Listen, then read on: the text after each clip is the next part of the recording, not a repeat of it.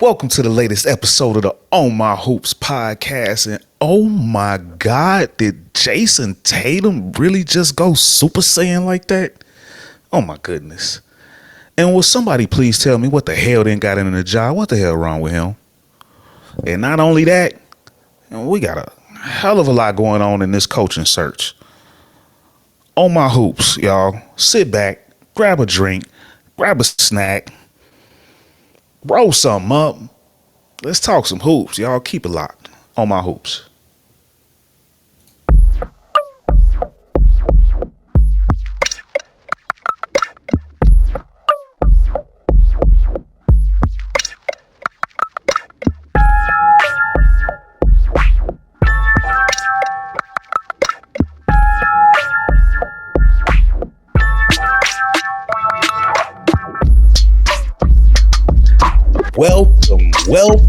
Welcome back, ladies and gentlemen, On My Hoops podcast, and boy, we are at it again.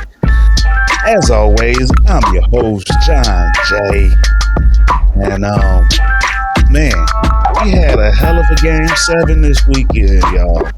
Not only that, we got a lot going on in this coaching search, and once again, Ja is in the headlines. Ladies and gentlemen, somebody get that boy some help. But before we get into all of this, please take a second, drop a like, share, subscribe, and don't forget to hit that little bell, man. Turn on those notifications so you don't miss nothing. You know, stay in tune with On My Hoops, you dig? And also, feel free, hit me on social media, on Facebook, John J, JOHN, also on Instagram, JJAY_15. And let's not forget Twitter, @_JJAY15. Not only that, but check out that website, man. Show some support, onmysports.com. But yeah, ladies and gentlemen, without further ado, let's get into it.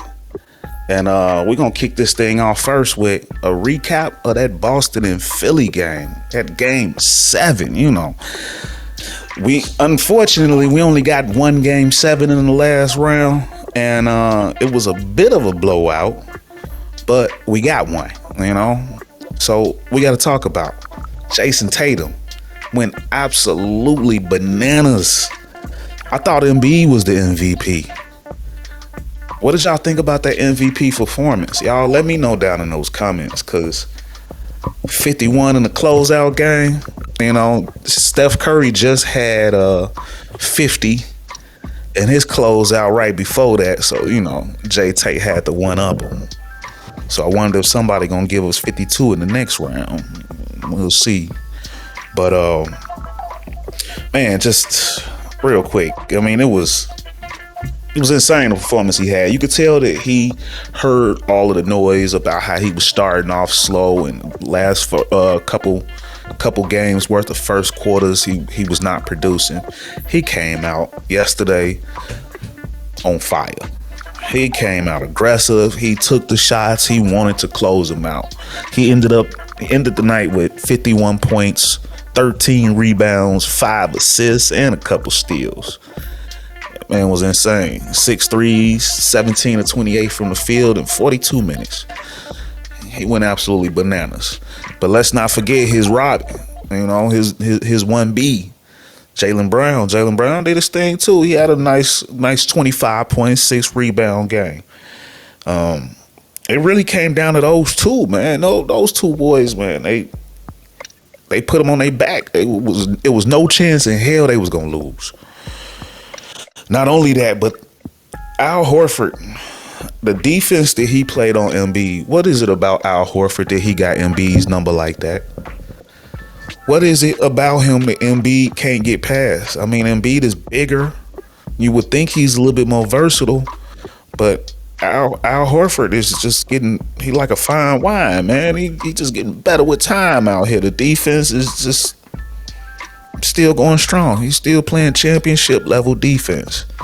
And I don't know what it is about him that Joel just can't get past him, man. Heard a lot from Philly about how the others needed to step up, and I agree. I second that. But it's not just the others. The leaders got to lead. Joel Embiid finished with 15 points and 8 rebounds, 2 blocks, 4 turnovers though, 5 of 18 from the field, 0 for 4 from 3. You 7'2", 280 pounds. 5 for 18 from the field? What the hell are these? He's supposed to be down there banging, but Al Horford got the medicine. But aside from him, James Harden, I know Embiid said in the post-game press conference that him and James can't do it on their own. They need some help. But how about y'all do some help? Embiid and Harden combined for 24 points between the two of them.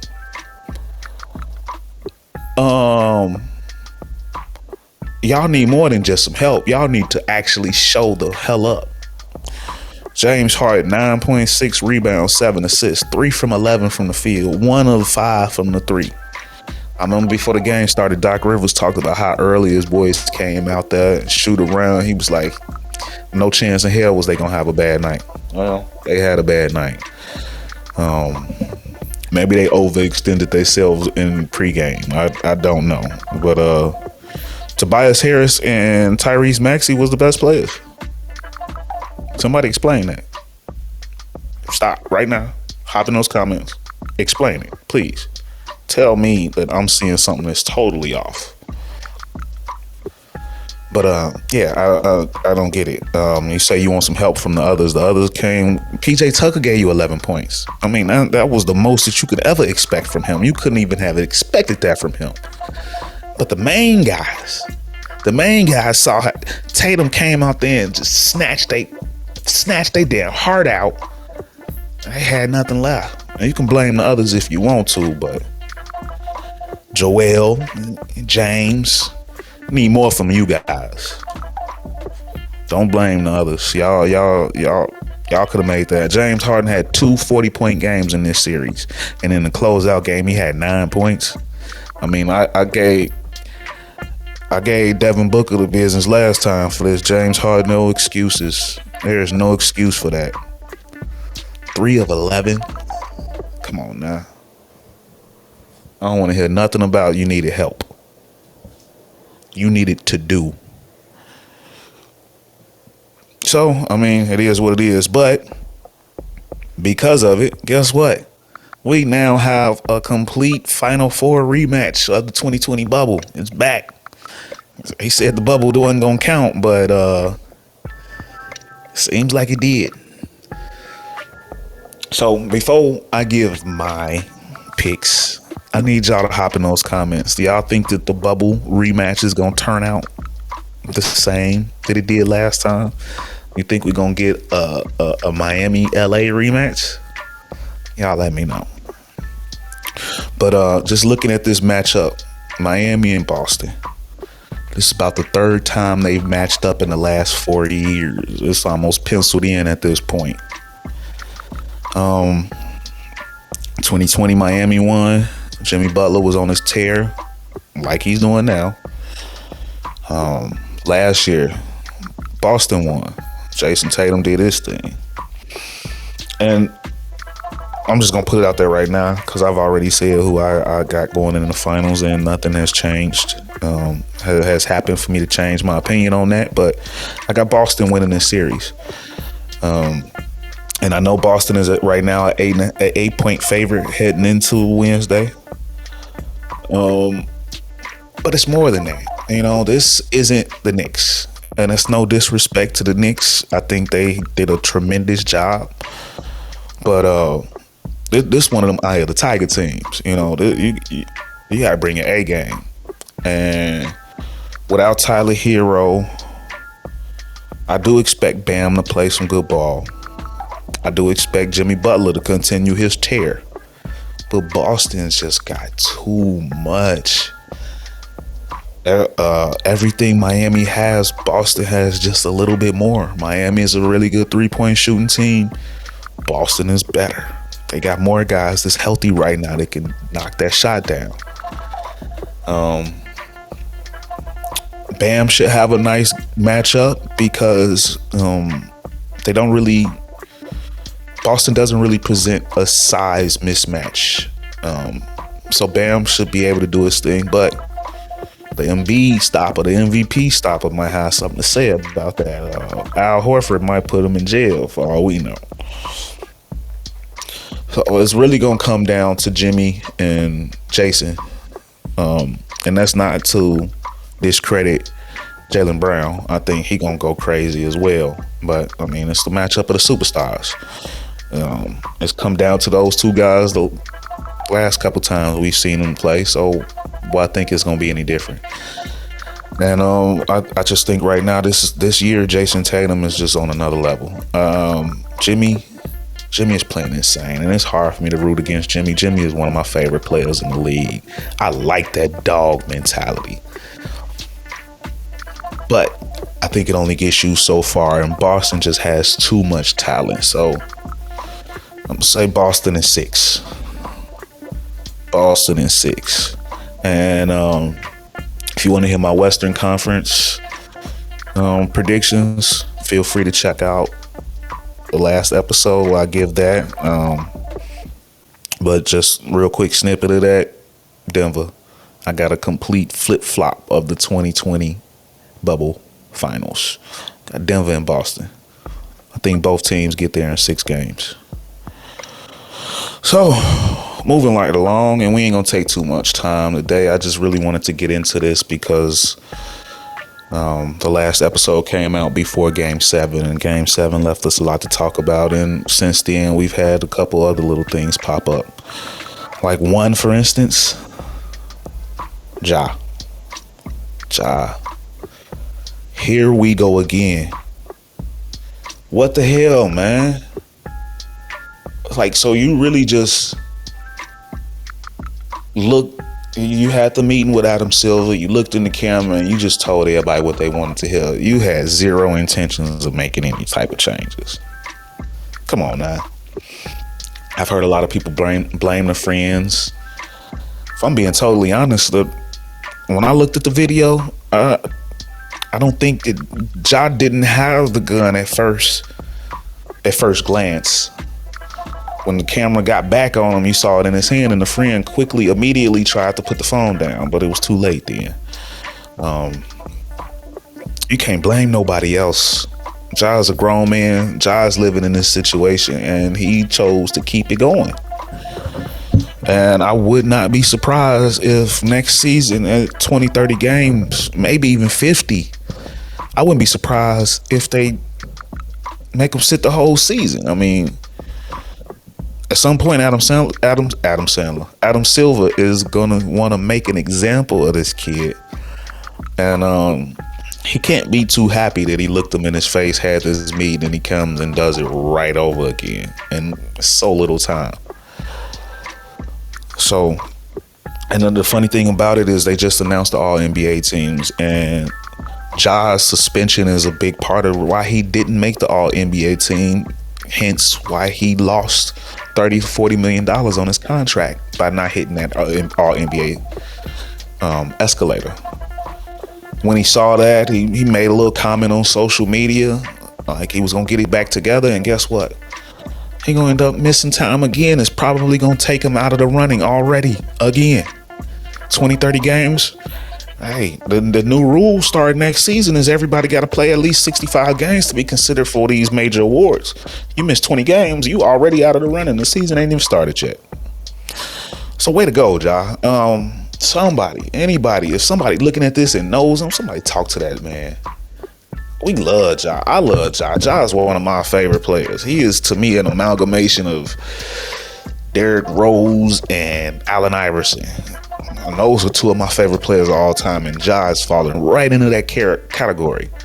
But right now, he's going to find himself falling out of the league.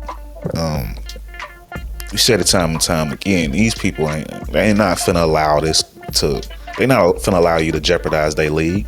They didn't let Iverson do it. They damn sure not gonna let you do it. And Iverson was the voice of a generation. Iverson changed the game. So I really don't want to see this boy end up overseas. I love Ja, man, but I've said it once before, and I say it again. You're gonna mess around and lose your endorsements to Ant Edwards. Ant Edwards, he got the charisma, and right now they loving him. So get it together, Ja, man. We love you. We want to see you out here at your best. We want to see the Grizzlies doing their thing. I like the little dances and all of that, but you gotta grow up, man. It's time. It's time to grow up. So moving right along. Coaching. The coaching searches. If y'all have not been paying attention, this coaching search is turned up. All of a sudden, we got about 9 openings. Well, 8 now, because one of them was filled. Congratulations to Ime Udoka, who signed with the Houston Rockets, and this actually happened a little while ago.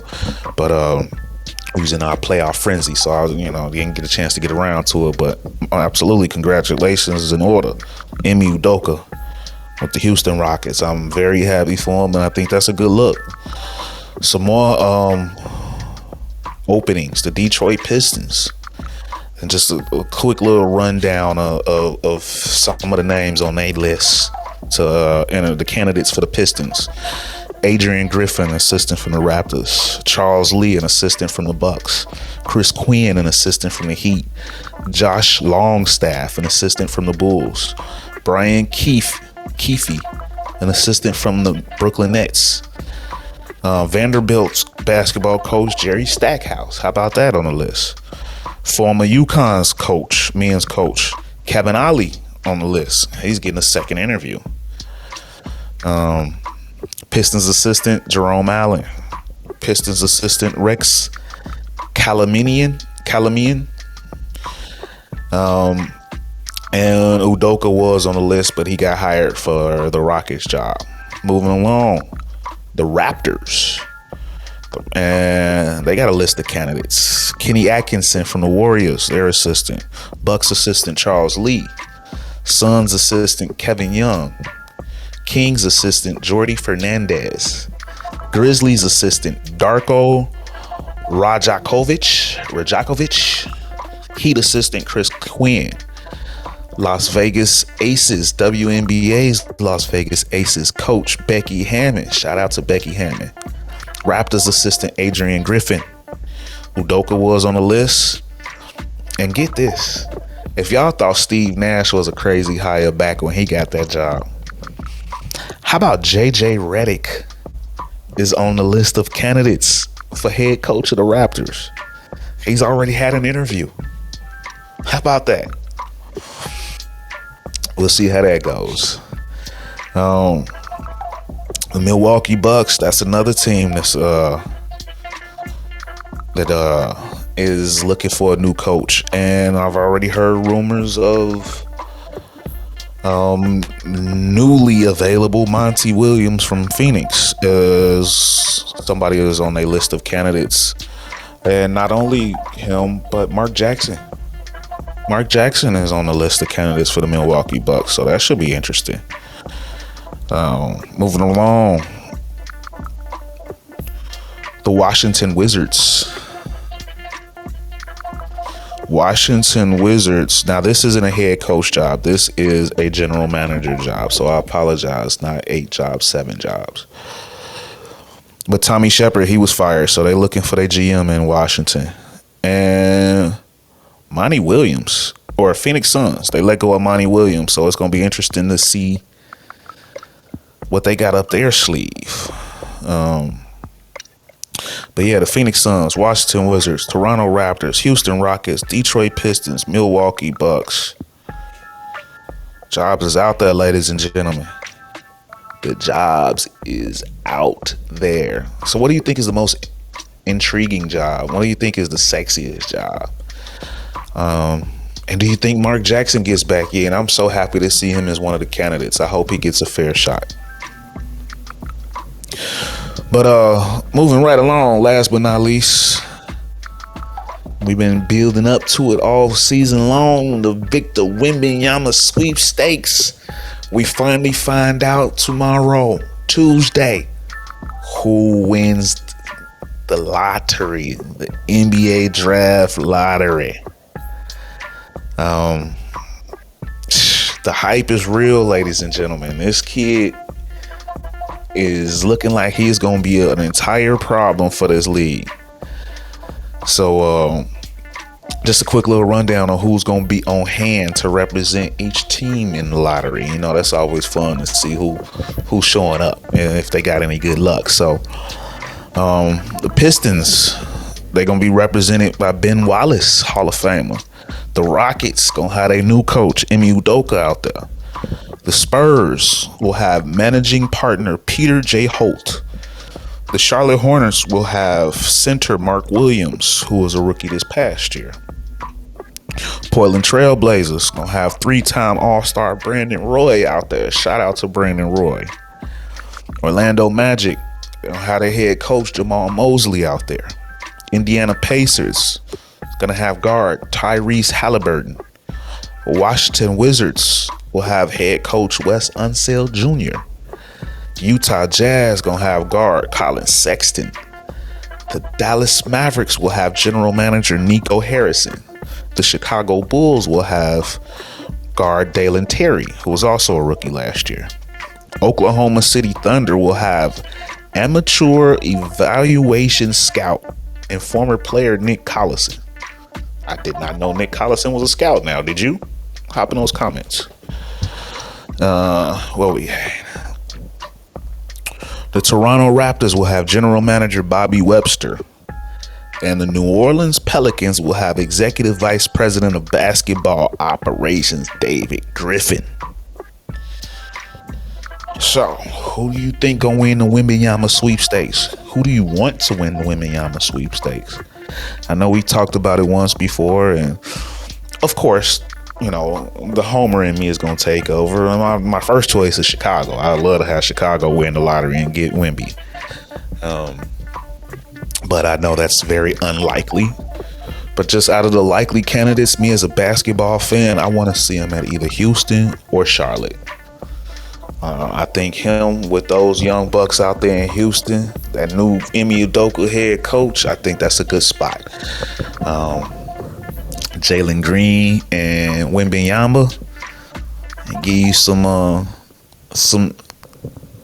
some semblance of Stevie franchise and Yao Ming, new school. Should be fun to watch. And also Charlotte Hornets. I mean, Melo and Wemby would be probably one of the best pair of bookends out there, man. It might be a new version of Penny and Shaq. So let me know what y'all think about my choices for Wemby, and where do y'all want to see him go? And before we get out of here, you know, I always got to come with that last word of the day. And the last word is, it's official. That bubble Final Four, it is here. They said that the Final Four, that the bubble, it didn't count, it was fake, yada, yada, yada. But guess what? We got a do-over. It is back. So I am happy to see that. I think these are two really good matchups. And I think that no matter what, we are going to have an awesome NBA Finals. So, ladies and gentlemen, tell me what you guys think. Please don't forget to drop a like, share, subscribe, comment. Tell all your friends, man. On My Hoops is here to stay. I'm John J. I love you. I'll holler at you. See you when I see you. Peace.